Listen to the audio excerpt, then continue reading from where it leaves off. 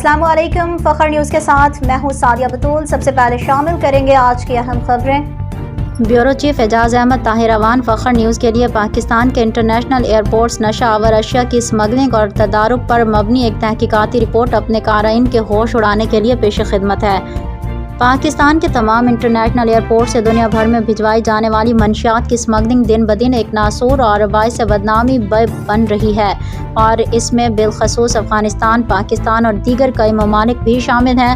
افغانستان سے آنے والی ہیروئن پاکستان کے زمین و فضائی راستوں سے یورپ، مشرقی وسطی اور سعودی عرب کے ممالک تک پہنچتی ہے۔ سعودی عرب میں منشیات کے دھندے میں ملوث عناصر کے لیے سزا کا سخت قانون سزائے موت اور موجود ہے، مگر اس وقت سعودی عرب میں بکثرت ملزمان منشیات کے جرم میں ملوث قید ہیں۔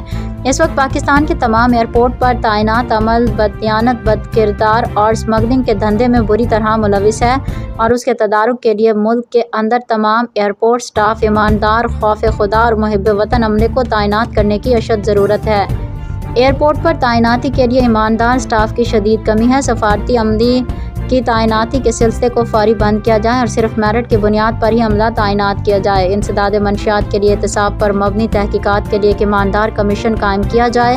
ایئرپورٹ پر تعینات عملے کی ہر ماہ کے بعد اخلاقی تربیت اور رشوت کے خلاف شعور اور جدید اسمگلنگ تکنیکی آگاہی دی جائے۔ پاکستان سے منشیات کی اسمگلنگ سے قومی سلامتی اور عالمی سطح پر بھی پاکستان کی ساکھ کو شدید خطرہ بڑھتا جا رہا ہے۔ ضرورت اس بات کی ہے کہ ملک کے تمام ایئرپورٹ سے کالی بھیڑوں کے خلاف گرینڈ آپریشن کیا جائے اور سفارشی عملے کے خلاف فوری طور پر تعدیبی کارروائی شروع کی جائے۔